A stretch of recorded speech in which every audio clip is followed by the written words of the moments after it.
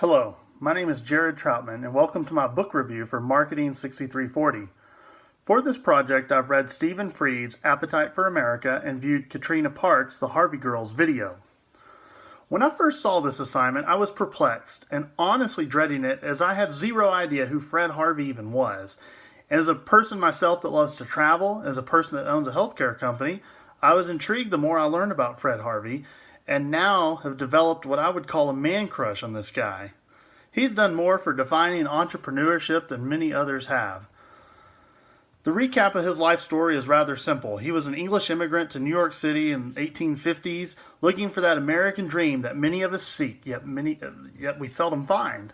He started at the bottom. He worked his way up into his first own venture into food service, which ended when his partner, a Confederate sympathizer, took everything they had, essentially leaving him with nothing. That was my first indication that Fred Harvey was special. This happens time and time again, and nobody ever comes back up. But Fred Harvey went on, and I was barely into the book. He continued onwards. He became essentially a railroad travel agent, selling ads and shipping on rail cars all over the U.S. In this role, Fred Harvey got his first glimmer into a problem that needed solving. The food and service at train depots were terrible.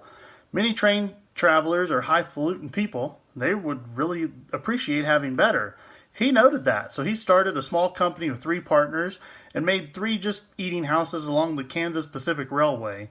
But that wasn't enough for a man like Fred. He wanted more, and so he branched off and started his own places called the Fred Harvey Houses. Fred had a drive towards perfection, and he leveraged his connections to get the freshest, best ingredient shipped to his places. Since the West was wild and he needed a workforce, what did this man do? He created one. He developed the Harvey Girl concept, where he brought young single women from the East to the West, promising them a place to stay and a job, something that's really rare for women of this era. Not only did that create a workforce that was dedicated and cordial towards the company, it also created a basis of family life. It brought in wives, moms, and really served to calm the wild, wild West. Fried's main points in writing this book was to bring recognition to the forgotten Fred Harvey. He was the founding father of the American service industry and really developed the first national chain of anything. Today, when I go to Starbucks and I get a black shaken iced tea with 1 sweetener, we all have our drink, right? I know exactly what I'll get whether I'm in Amarillo, Texas, I'm in Tokyo, or Boston. And I couldn't agree more that Fred Harvey, for the first time in America, developed this. There's a few things that really ring out loud to me in this book and video that I think are extremely important in today's world and in my own business life. Branding is important. Fred Harvey and the Harvey Girls became synonymous with quality and perfection. As Dr. Gerlich said, much like ranchers who brand their livestock to keep theirs apart from others, a brand serves the purpose of identifying a specific product offering as well as identifying its origin. The Fred Harvey brand meant something. It meant timely, friendliness, quality, all rolled into one place. The other key Fred really did was brand consistency. As pointed out by Beth Nikolov, brand consistency takes you to the next level. Every Fred Harvey offered the same thing and the same satisfaction to a customer. Second is demanding the best from employees. I fully believe if you give your employees the tools they need and fair pay, then demand the best, they perform at their highest level, creating a team that works and allows for everyone to perform optimally.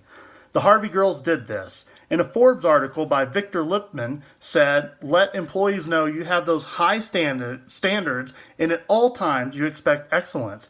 Fred Harvey really exemplified this, and excellence is what was delivered.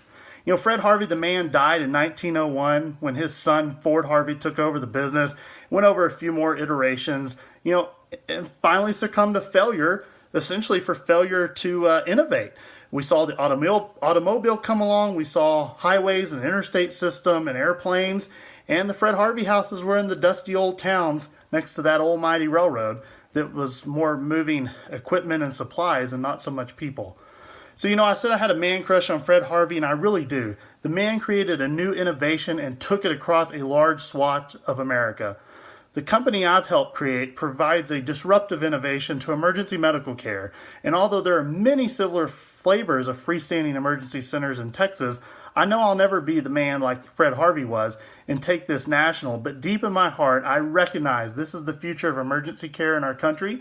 And just like there are now food and hotel chains all across America, one day every town in America will have an ER that provides fast, quality ER care.